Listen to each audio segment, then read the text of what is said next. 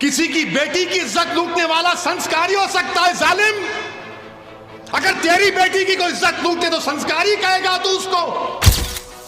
कि अगर किसी की बेटी की इज्जत लूटी जाएगी और उसको कहा जाएगा कि क्या तुम राजी हो कि तुम्हारी बेटी की इज्जत लूटी गई, उसकी बेटी को कत्ल कर दिया गया, उसके पेट में जो हमल था वो जाय हो गया, उसको चंद साल के बाद छोड़ दिया जाएगा, तुम राजी हो?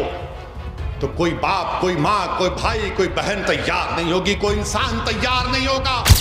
थोड़ी देर के लिए भूल जाओ कि वो मुसलमान थी, थोड़ी देर के लिए समझो कि वो हिंदू थी, वो ईसाई थी, सिख थी, वो इंसान थी। और वो जालिमों को जब जेल से छोड़ा गया तो फूल का हार, मिठाइयां बांटी जा रही हैं। ये संस्कार है? तुमने बिल्किस को मुसलमान बना दिया, मुझे उसका गम है।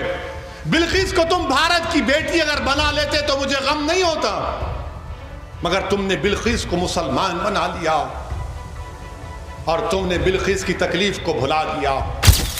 प्रधानमंत्री बिल्किस बानो भी आपकी बहन की बेटी है, प्रधानमंत्री बिल्किस बानो भी आपकी भाई की बेटी है। आप नरेंद्र मोदी हैं मगर आप देश के प्रधानमंत्री हैं, आप मुल्क के वजीर आजम हैं।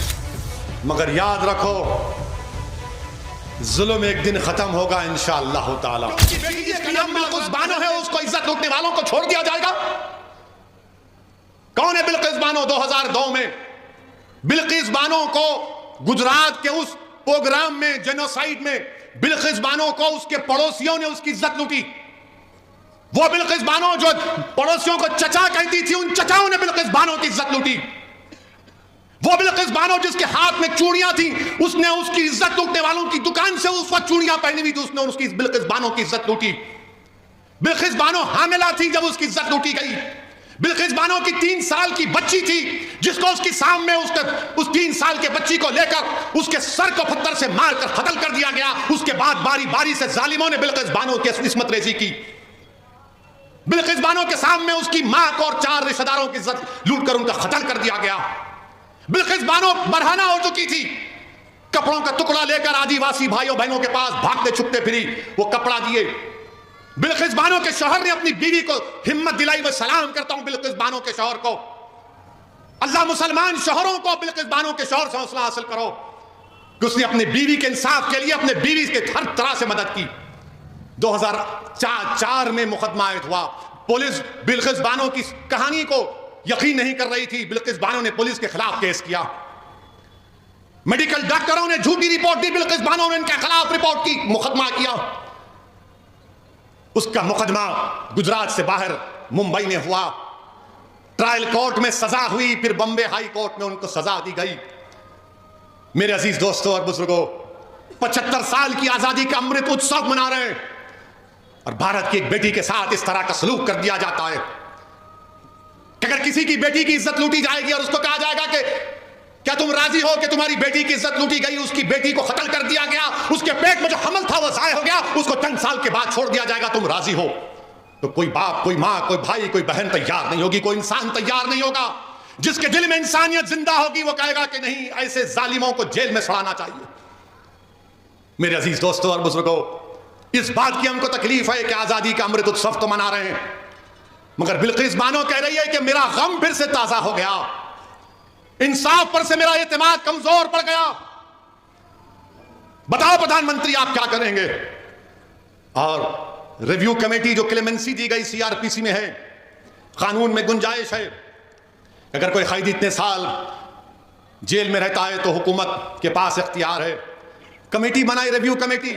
रिव्यू कमेटी में कौन है? भाजपा के 5 लोग, 2 एमएलए उसमें, और एक साहब तो गोधरा के ट्रेन के उस वाक़े में प्रोसिक्यूशन के विटनेस थे, वो मौजूद।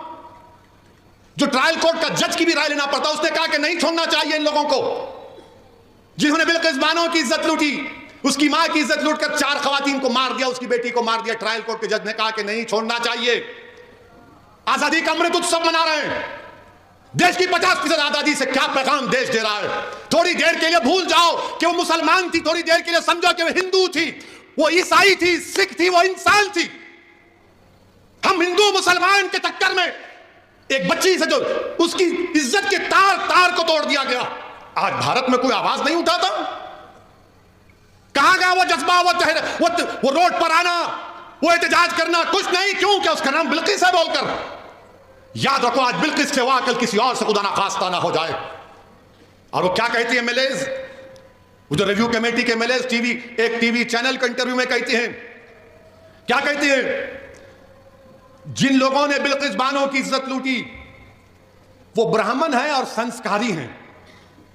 किसी की बेटी की इज्जत लूटने वाला संस्कारी हो सकता है जालिम? अगर तेरी बेटी की कोई इज्जत लूटे तो संस्कारी कहेगा तू उसको? इस तरह की बात ऑन रिकॉर्ड कही गई। हम भारत के प्रधानमंत्री से पूछना चाह रहे हैं, ट्रिपल तलाक का कानून आपने बनाया था, आपने पार्लियामेंट के बाहर कहा था कि मैं मुस्लिम बहनों का भाई हूं। प्रधानमंत्री बिल्किस बानो भी आपकी बहन की बेटी है। प्रधानमंत्री बिल्किस बानो भी आपकी भाई की बेटी है। आप नरेंद्र मोदी हैं मगर आप देश के प्रधानमंत्री हैं, आप मुल्क के वजीर आजम हैं। हम आपसे अपील करते हैं, इंसाफ की खातिर आप अपने अख्तियारात को इस्तेमाल करिए और उन 11 लोगों को दोबारा जेल भेजाइए। वो बिल्किस लाचार और यतीम